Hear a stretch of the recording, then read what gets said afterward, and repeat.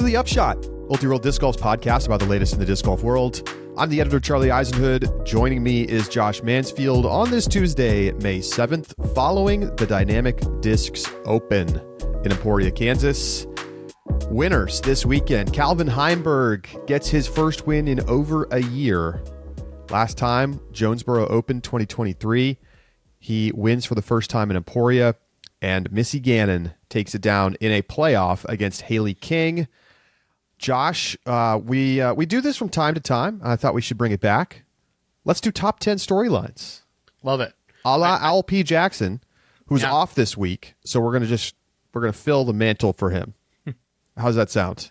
I think it sounds great. It's a nice way to kind of clarify when there was a lot of things both on and off the course that were happening at this tournament. I think it's a nice way to kind of clarify all the important storylines, make sure that if you didn't get the chance to watch everything, get you caught up on it. All right, well, let's start with, of course, number one, Calvin Heimburg, winning for the first time since April 2023. Josh, he's throwing the forehand again. The putter stays hot. And, I mean, this was like the full Calvin performance, start to finish, led the tournament in Circle 1 in regulation, Circle 2 in regulation, like top 10 in putting, just dominated. Yeah. It was the final boss performance that you expect, and I mean, nobody was getting close to him. He looked so locked in on the final round. I mean, even when his shots weren't going quite, there were multiple instances where his shots caught a tree early, they checked up a little earlier than he wanted to. It was very clear, and he was finishing like edge of circle, but it didn't matter because he just was not missing in Circle 1, and that kind of locked in and very just smothering performance made it very difficult for anybody else on his card to get momentum. He just led there. You know, if you open up, when you go into the tournament with the final round with a lead and you open it up with 7 straight birdies, we saw this happen when Simon was up at Nashville in Music City. Mm-hmm. Mm-hmm. He comes in, he just shreds the front 9, and it's like, okay, well, it's over. Right. And like, it wasn't over because Ricky was still within catching distance, especially if Calvin faltered.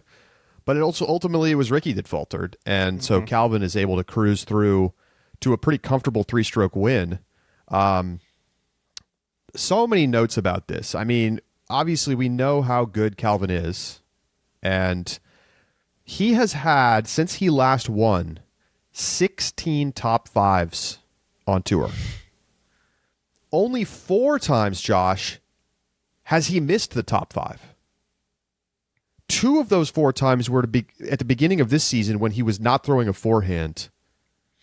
And to me, that just like says everything you need to know about how good he is. And like the performance from the beginning of the season is an aberration due to a critical component of his game not being available to him.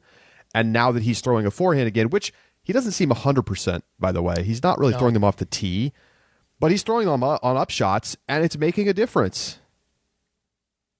Yeah, it absolutely is. It's funny because I was, when we were watching the round, the final round, he goes to the forehand on hole 8 and hits the same tree that Ricky does and stays out of bounds and ends up, just salvaging the par on that par 5. And I remember, thinking like, oh, I forget Calvin's kind of got that forehand now. And after that, I don't remember him really using it the rest of the round. I mean, he was just leaning on, and I think that's one of the nice things about this course is that while the forehand is nice, and Ricky demonstrates how being the dual threat can be very valuable, I think it also just rewards players who throw really strong golf lines, because it means that Calvin gets to keep it between the ropes significantly more than some other players. Players who rely on bigger shots and big flexes in order to get their distance are oftentimes in danger with tight OB to actually push for that distance, whereas Calvin just throws the flip up or just straight power hyzer well over 500 feet as opposed to his opponents, and that's what really allows him to keep it between the lines. And so he's able to lean on that golf shot distance power backhand in a way that I don't think other players just have in their toolbox, and that was very much on display this weekend. Can you just imagine being able to throw it basically on a rope straight 500 feet? No. I mean, like, unbelievable. No wonder he's amazing, right? Like, obviously, that is basically the number one thing you should be able to do if you want to be an elite disc golfer is throw it far and not have to do a ton of movement side to side, and that's what he has available to him. He goes on the weekend 86% C1X, 38% C2. Aside from a recent little spate of kind of poor Circle 1 putting, he's been one of the best Circle 1 putters on tour this season. And so like the fundamentals have been there for him. And I think you're seeing the complete game starting to come back. And I think we maybe need to get used to seeing Calvin up at the top again. Couple other notes here. He's now in solo 8th place on the all-time Majors and Elite Series winners list.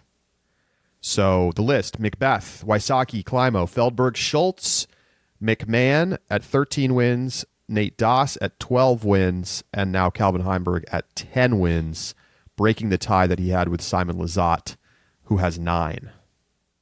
Okay. So it feels like he'll definitely catch Doss. The Eagle Calvin battle should be interesting. For sure. Once Eagle gets right. Yeah. Big questions about where Eagle will be, but obviously if he gets back to 100%, he's going to win more tournaments. Right. This is the 6th straight season that Calvin has won an Elite Series or a major, dating back to 2019. And this is just like arguably the greatest player of our generation right now. I mean, I think when you leave the Macbeth Wysocki era, wherever you want to say that era ended, I think we're definitely past it at this point. Maybe 2-3 years ago, I think you could make a case that it was 2019 that was the last year. But Ricky obviously has had some huge seasons since then, so I don't know where you want to draw that line. But whatever era we're in now, feels like Calvin is obviously one of the defining players, if not the defining player of it. Yeah, I think you're right on the mark there. These are the kind of performances that reaffirm how good Calvin is when he's playing his best golf. It also, I think, for those who are the biggest Calvin fans, is what makes it so hard to be a Calvin fan sometimes, because you see this capacity of his. And I think what's noteworthy, and what I think of this, like when I look at other players who win once and then they're done, right? They show up, they shoot a crazy round, and then they're done. It's like, oh, okay, yep, you know what? They reached a ceiling that they may never reach again. And Calvin hits this ceiling that just is unstoppable time and time and time again.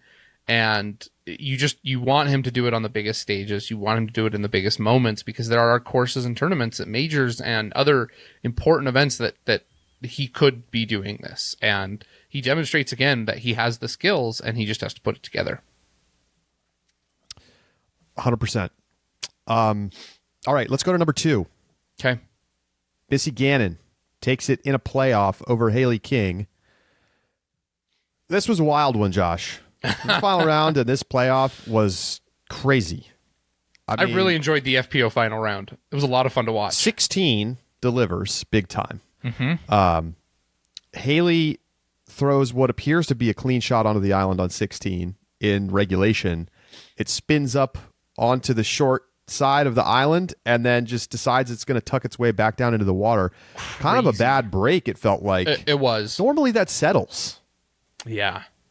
And then Missy puts it in the drink too. She can't sneak it in on the soft hyzer on the right side. So they both go to the drop zone. And then, Haley's in a position where if she makes a clean upshot on 18, she's got a great chance to win this tournament. And she throws her upshot, 50 feet short? I mean, it was a shocking miss. Just like an inexplicable to short it that much, and puts it in the drink. And then we end up going to the first aggregate playoff in DGPT history. We'll talk more about that. It gets its own storyline later. In the playoff, Missy somehow skips her disc off the water on 16 and then drains a super dangerous 40-footer, with water behind, high chains, like crazy putt. Cannot believe that caught. Would you have run it there? No,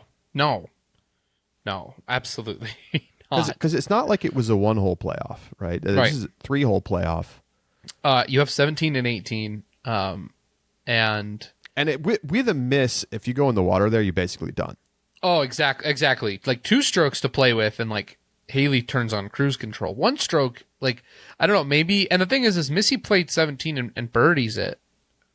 Maybe Missy didn't feel as comfortable on 17 and 18 and like just, thought about her game, how she's played it, and said, you know what, my best chance is cashing a long circle 1 putt, as opposed to trying to make up strokes later on this course. For reference, sick make.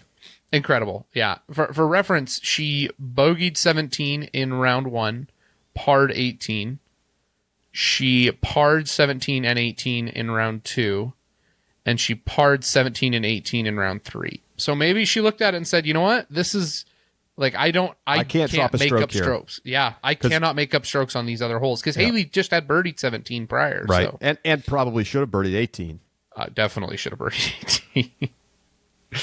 Parred it. She probably would have parred it. I guess that's right. Yeah. Yeah. Because that's a par 4. Right. Missy is now tied for 11th all time in Elite Series and major wins. She has 7. Climbing up the board. Obviously, the big story this weekend in FPO, a lot of missing players, right?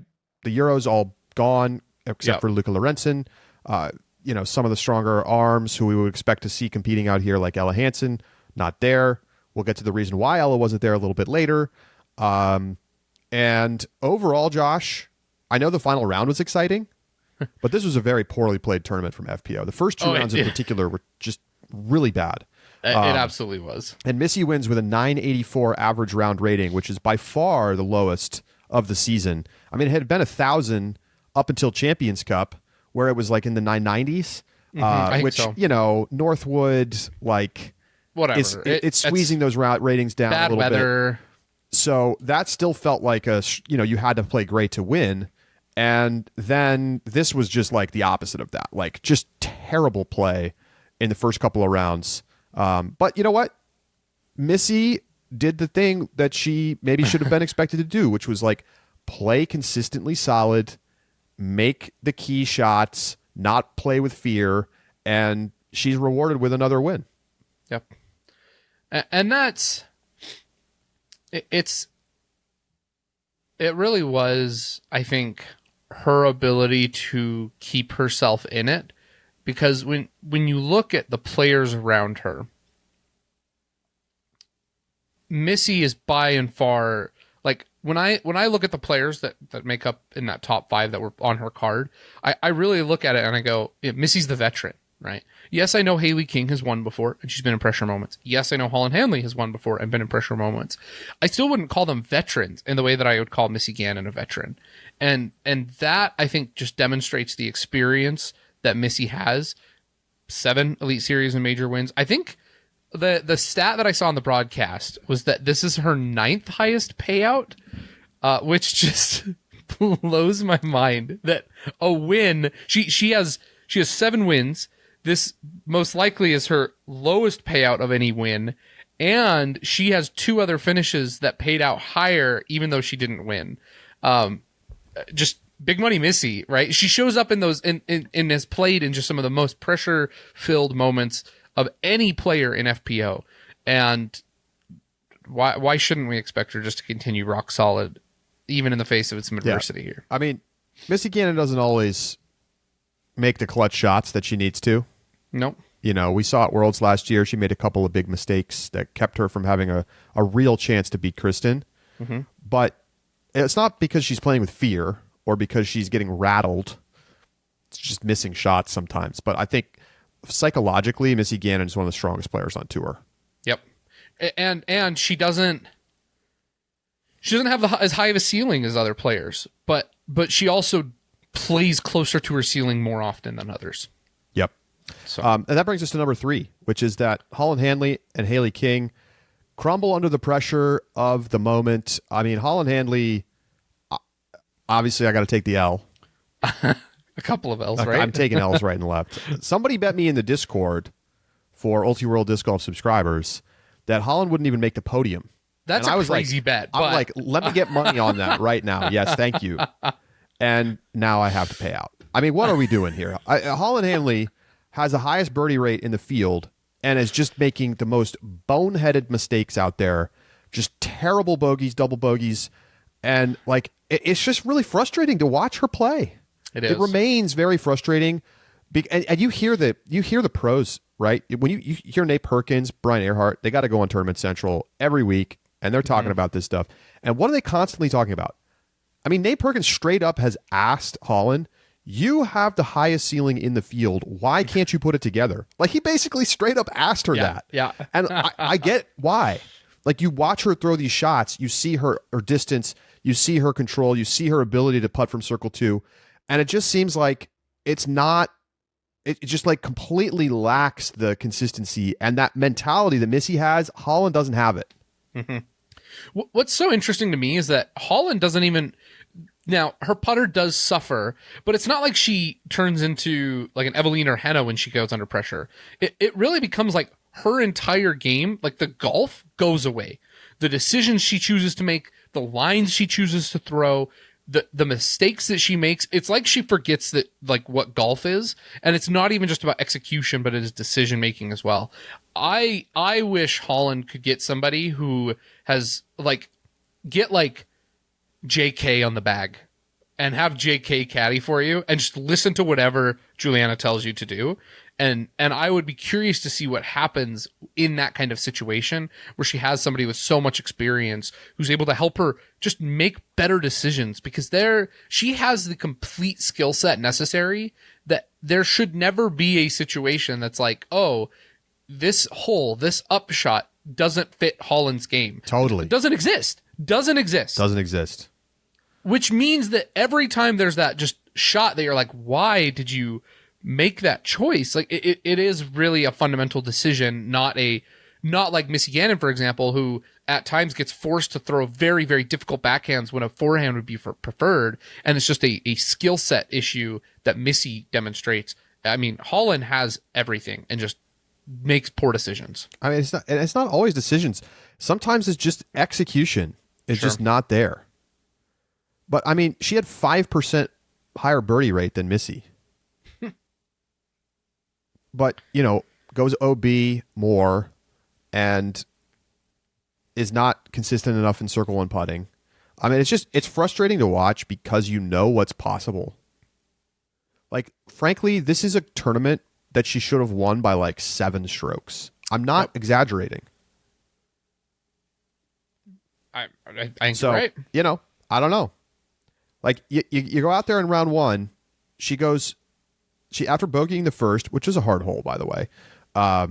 She especially in the headwind. Birdies on the next 4 holes. Yep.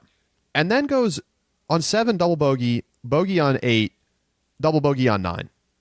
Meanwhile, other players, now to be fair, hole 8 was just absolutely vicious and everybody got killed by it. So like take that one out of there maybe. 6 was actually like a decent number. 5 was a birdie. But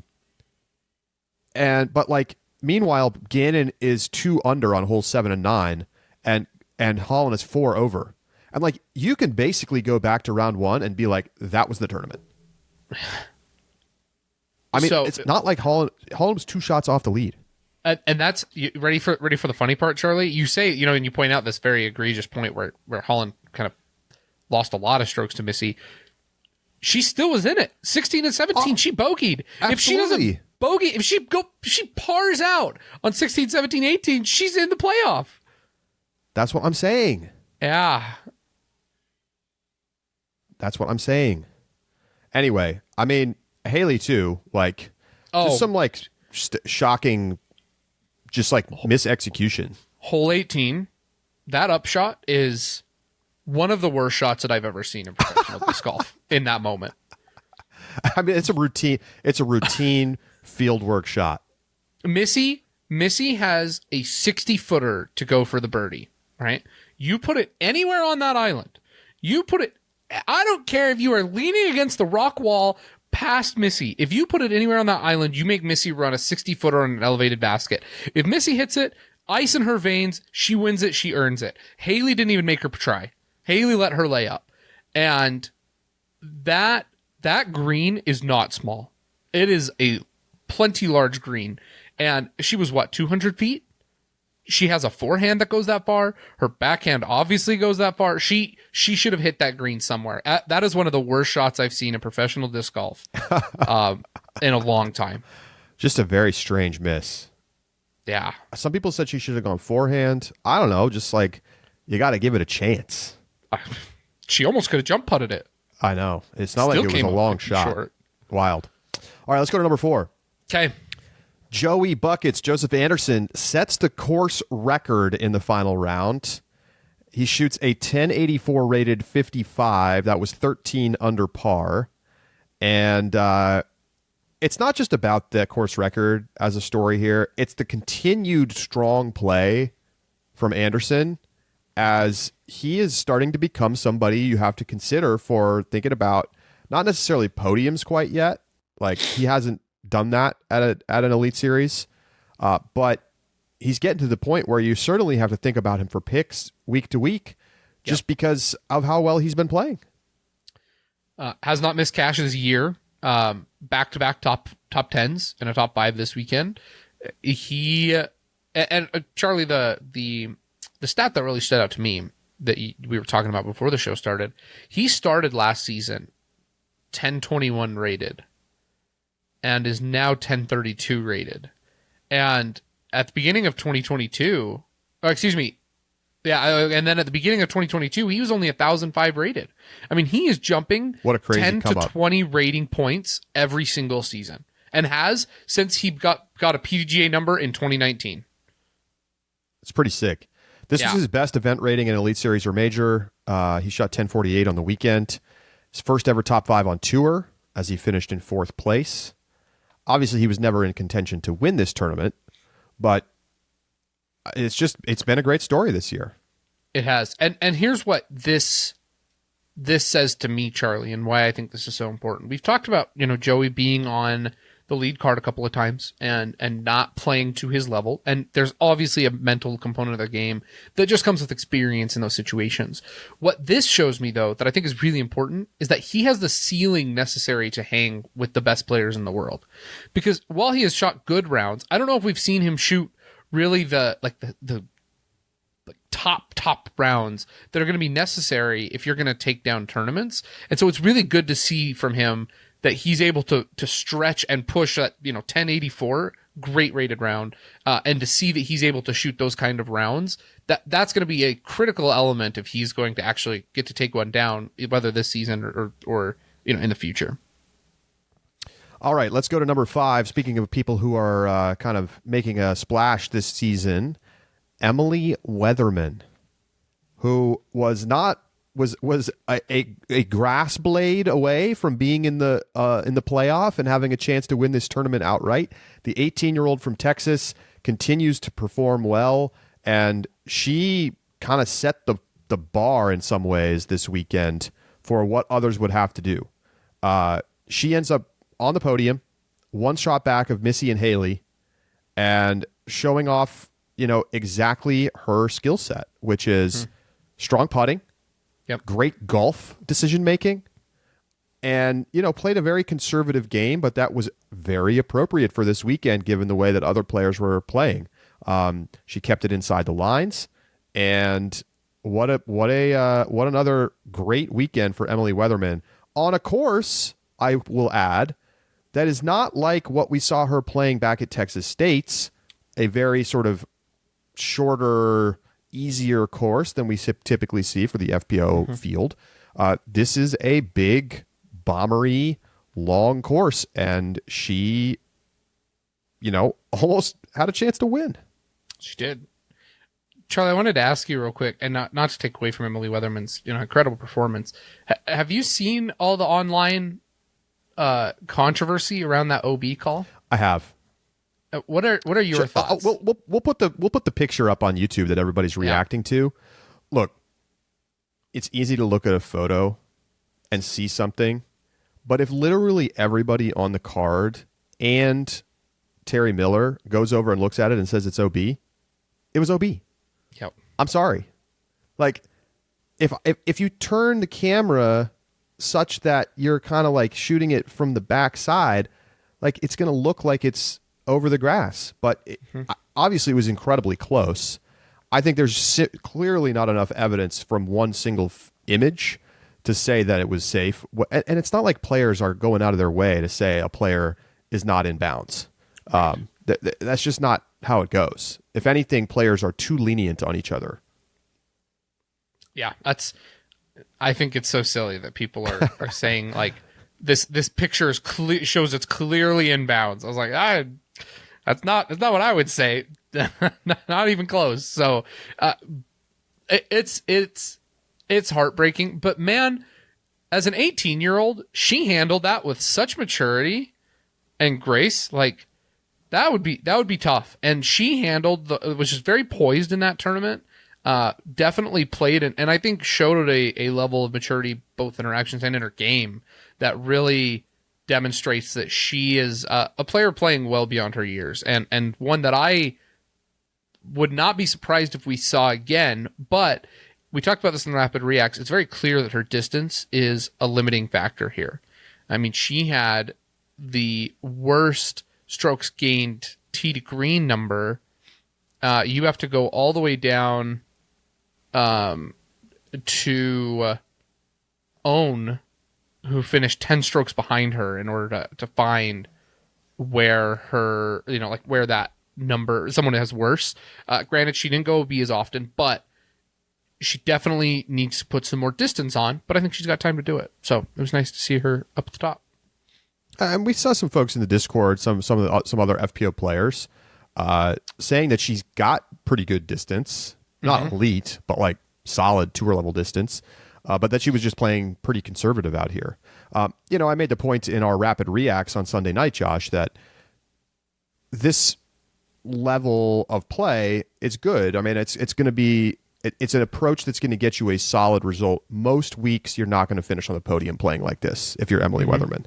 I think speaks a little bit to how kind of badly the field played overall on the weekend and the fact that there were not as many of the top players there. Sure. Like what's the winning score if we have a full field here with KT and the rest of the Europeans? It's probably like 12 under. I say it's got to be closer to 10 at least. Yeah, I think so. Yeah. All right. But still, awesome up-and-comer. I feel like for the first time, it's interesting. She feels very Silva-esque in terms of like prospect from the U.S. versus Europe. Like we've seen all these amazing prospects from Europe. And who are the top prospects in FPO right now coming up in the American side? Well, it's Ellie Midling, who obviously has tremendous potential, but is still not really a great golfer. And it's Emily Weatherman, who has the golf skill set mastered and needs to work on the more like raw skills. Yeah. All right, we're going to take a break. When we come back, we've got the rest of the top 10 storylines, Pursewatch and picks. Stay with us.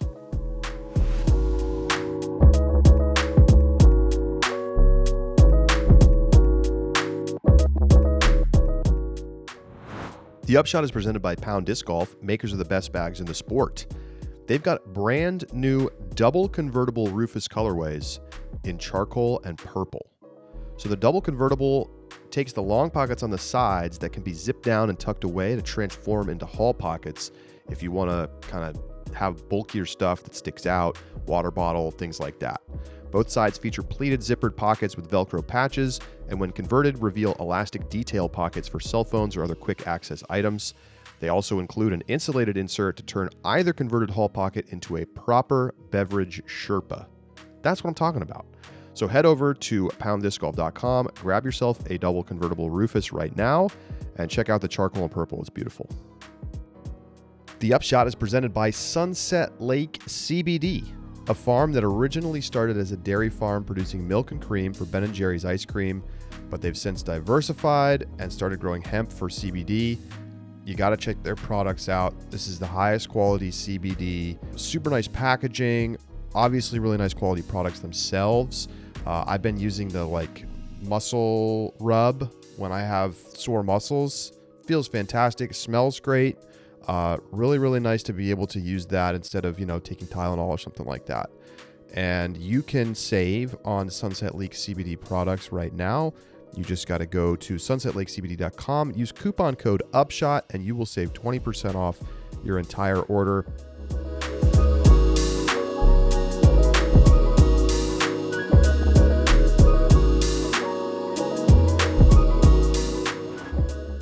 Welcome back to the Upshot. Josh, I want to give you a fact before we get to our next topic. Did you know that Ezra Robinson is rated higher than Anthony Barella? I didn't know that. Ezra Robinson is 1040 rated and AB is 1039 rated. I knew Ezra Robinson was 1040 rated because every time I look at it, I go to his page, I'm like, oh my gosh, I keep forgetting this guy's 1040 rated. I did not realize Anthony Barella is not yet 1040 rated. I'm hearing Brody just writhing in pain about ratings.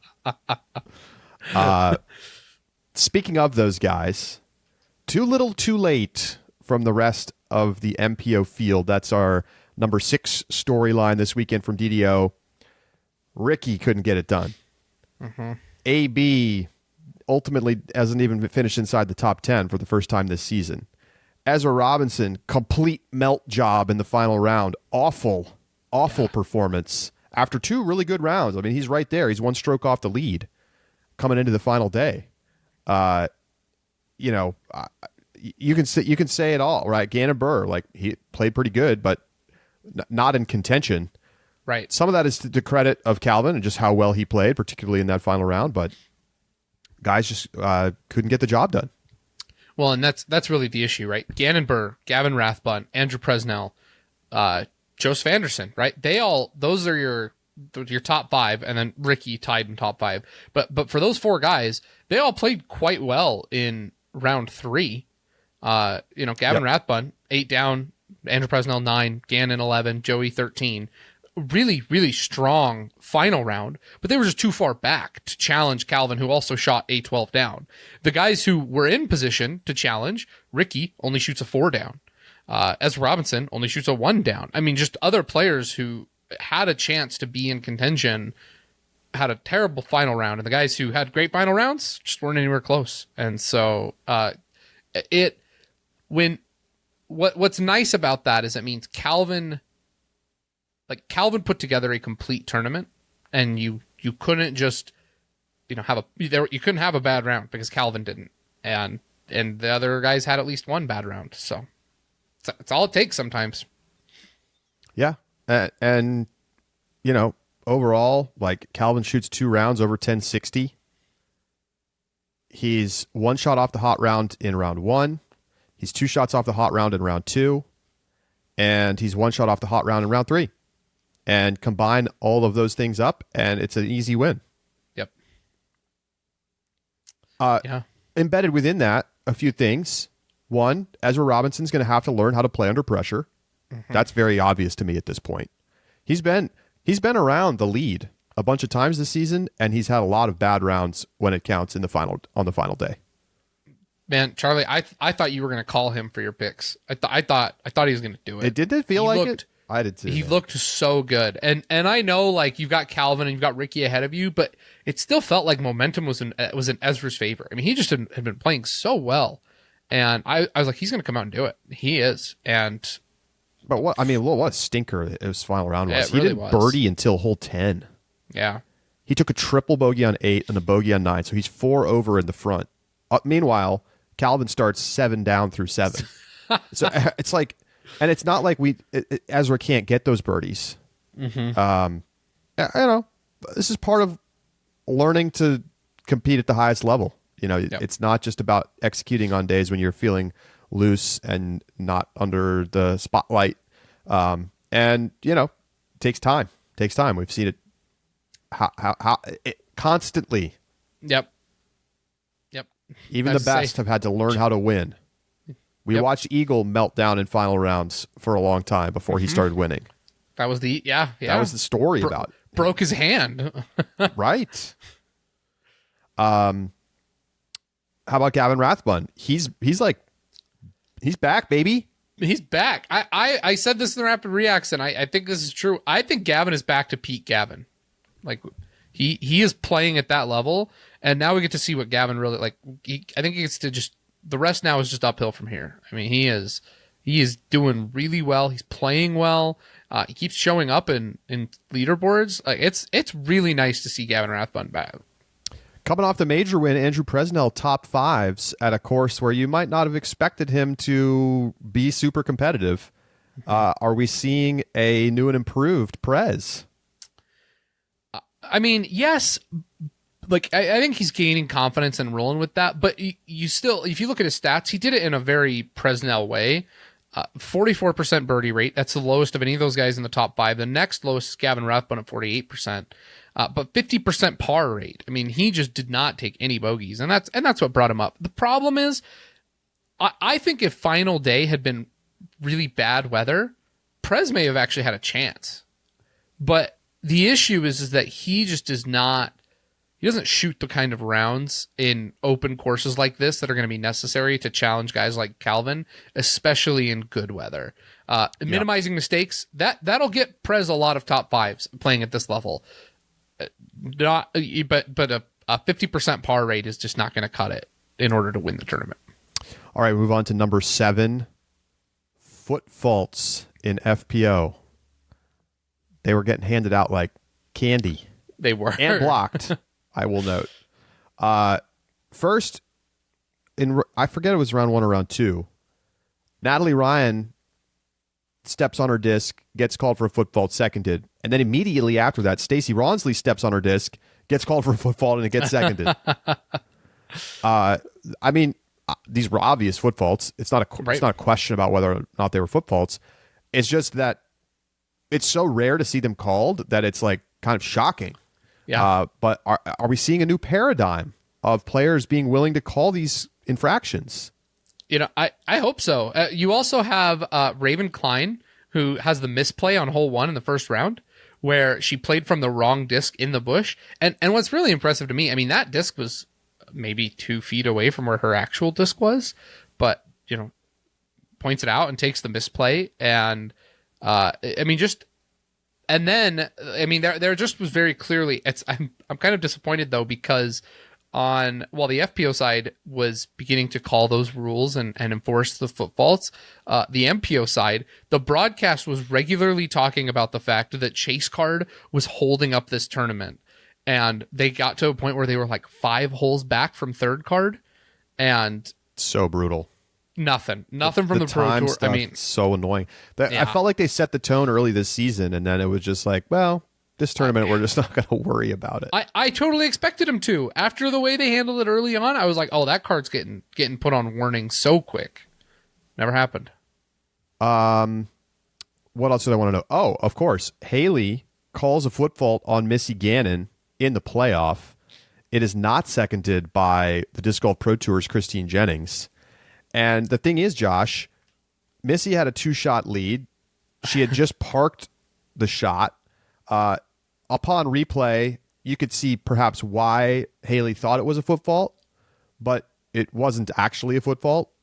But either way, this was going to be an inconsequential ruling, right? If she takes the stroke, it doesn't matter. It's still going to be a tap in for the win. Is this a legit call or salt from Haley? I mean, it is a legit call, but it's one of those cases where like being right is not necessarily in your best interest. Like Haley was well within her rights to call that a foot fault. I could see why she thought it was a foot fault. I agree with Christine choosing not to second it. And on any other hole, on any other situation, I would have had no problem with it. Even if she called the foot fault on like hole 17 partway through, no problems with me. But like if you're Haley, you should look over. You should see that Missy's disc is sitting at the base of the basket and go, okay, yeah, I probably should let this one go.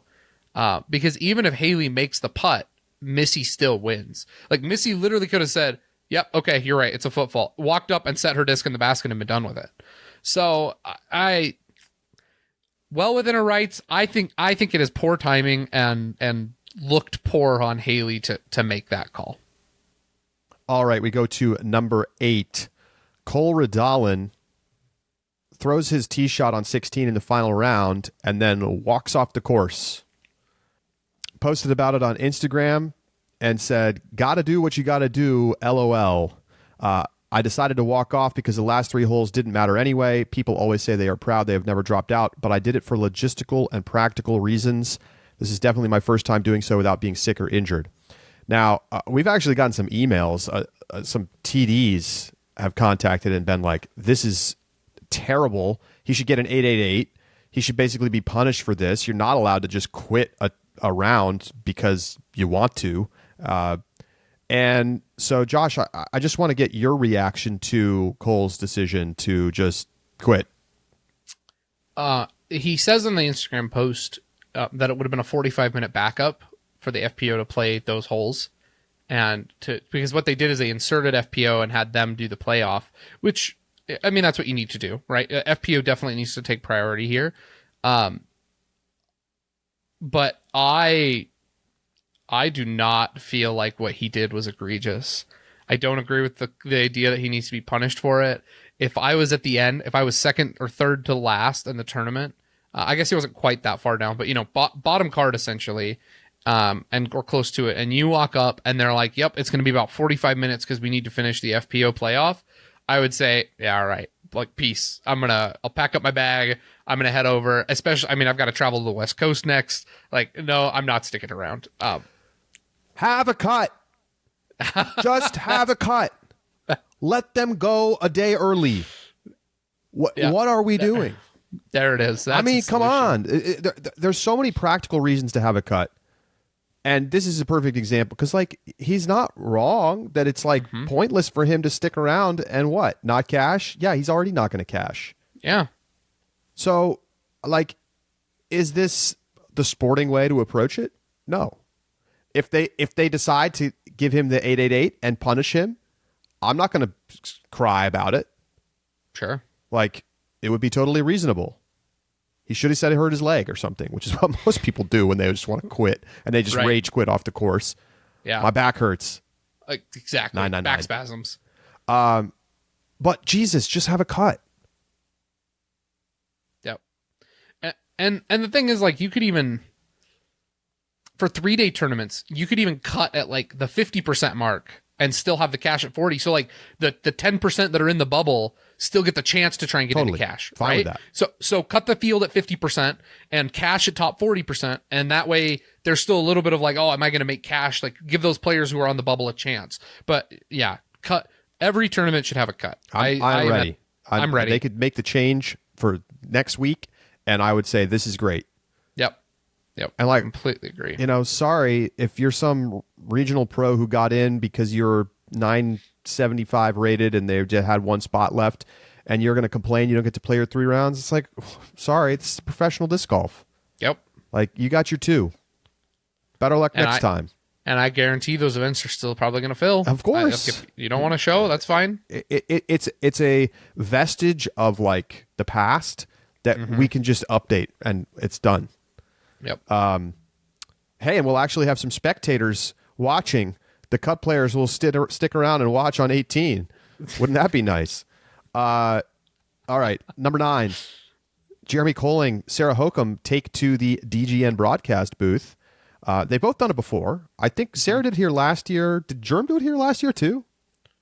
Nah, that I don't remember. I don't remember. Germ has done it. Germ but I has don't remember done where it. it was. Yeah. Josh, what'd you think? I thought Germ. I like Germ. I thought he did a nice job. Much better than his first time. I think that there was significant improvement, and I think he did a really nice job in providing like color commentary. It's oftentimes my complaint is that I think some of the color commentators that we have on the regular will oftentimes drift out of color commentary and move over to like live or even like an anecdotal, like they like to tell stories. They like to talk about these players, and their history, but not necessarily talk about like the actual golf and break down the golf. It's one of the reasons I really like Brian Earhart. I really like Des Redding, Juliana Korver. Like those are, to me, are some like the top tier of the color commentators. And I thought Germ was like closer to that than he was the opposite. And so that I appreciated that.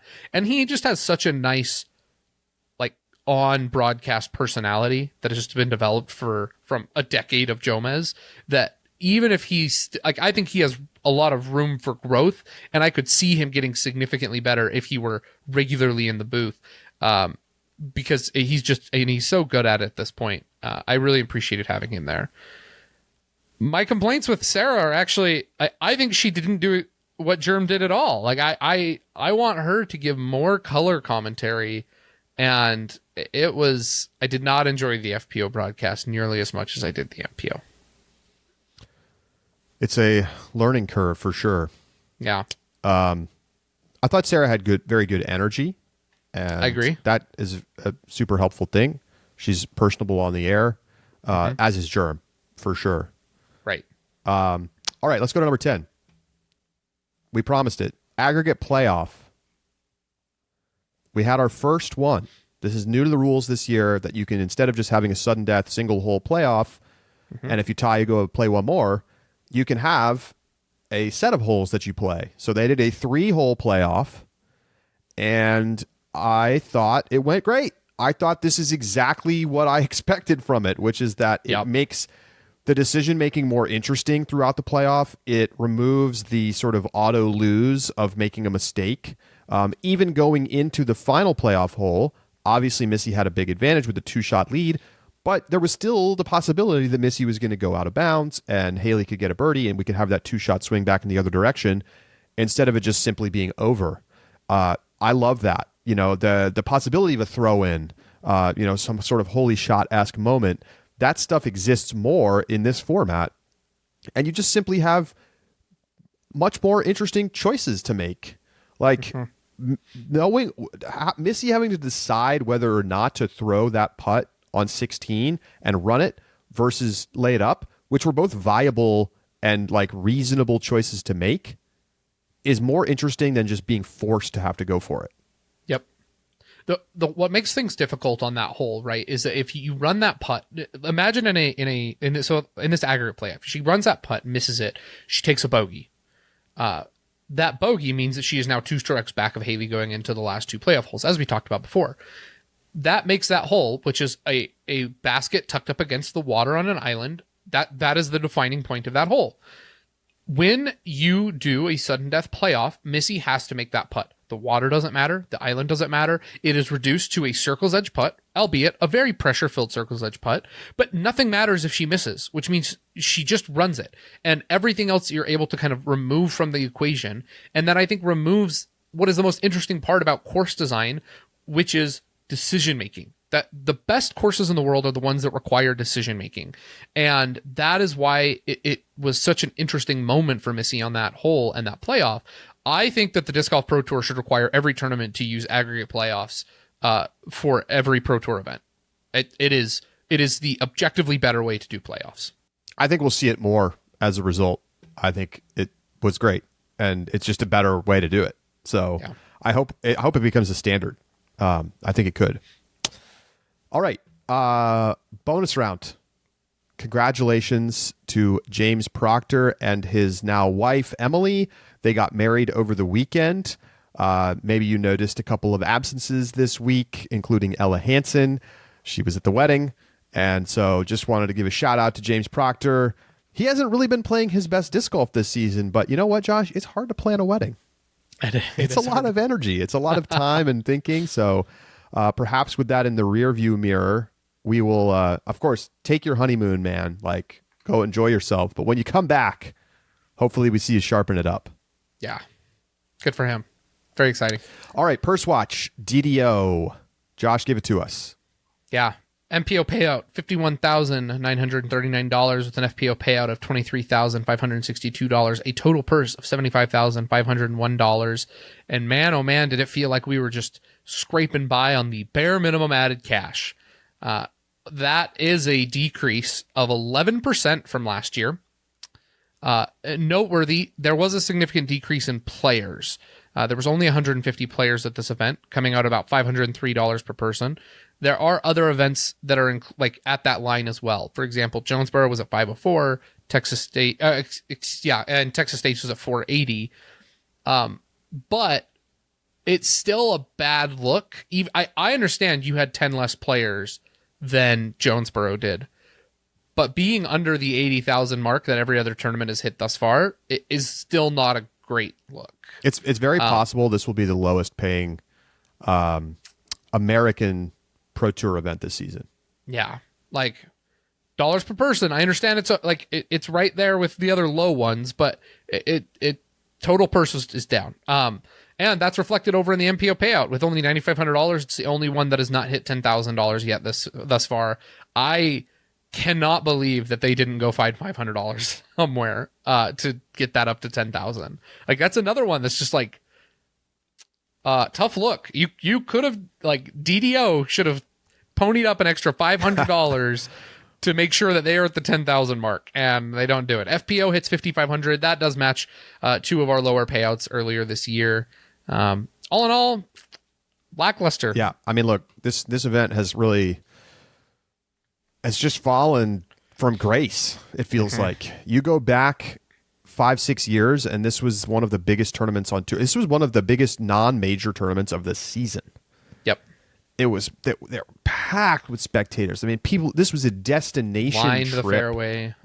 And now, how many tickets did they even sell? It was thin out there.